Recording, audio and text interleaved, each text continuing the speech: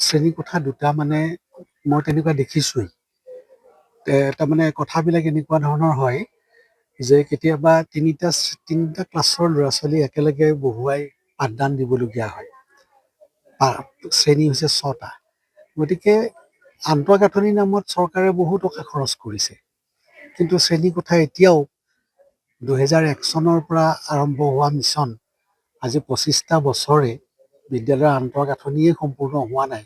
অথচ ২০০৯ চনত আমি শিক্ষাৰ মৌলিক অধিকাৰ পাইছোঁ, শিক্ষাৰ মৌলিক অধিকাৰ আইন পাছ হৈছে। গতিকে সেই সময়ৰ পৰাও যদি অকণমান মানে নিয়োগ আৰু শ্ৰেণীকোঠা পৰিকাঠামো এইবিলাকৰ কথা যদি চিন্তা কৰা হ'লহেঁতেন, তেতিয়াহ'লে আজিৰ এই অৱস্থাটো নাপালেহেঁতেন।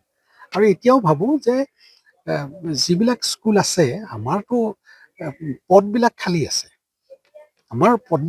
আছে। এতিয়া গভমেণ্টে নতুন পদৰ কোনো সৃষ্টি কৰিবৰ প্ৰয়োজন নাই।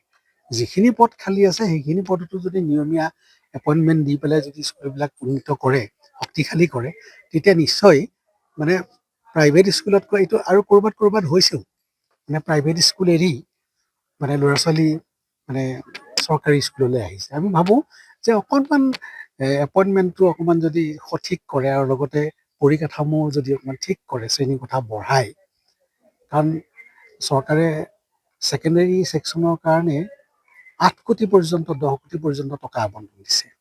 গতিকে LP ছেক্টৰত কৰিবৰ কাৰণে যদি একোখন স্কুলৰ নামত যদি ৫০ লাখ টকাও বা ১ কোটি টকাও যদি গ্ৰাণ্ট কৰে, তেতিয়া নিশ্চয় সুন্দৰ পৰিকাঠামো তৈয়াৰ হ'ব পাৰে। যিকোনো খবৰৰ বাবে যোগাযোগ কৰক আমাৰ এই নম্বৰত 9181 307 2221।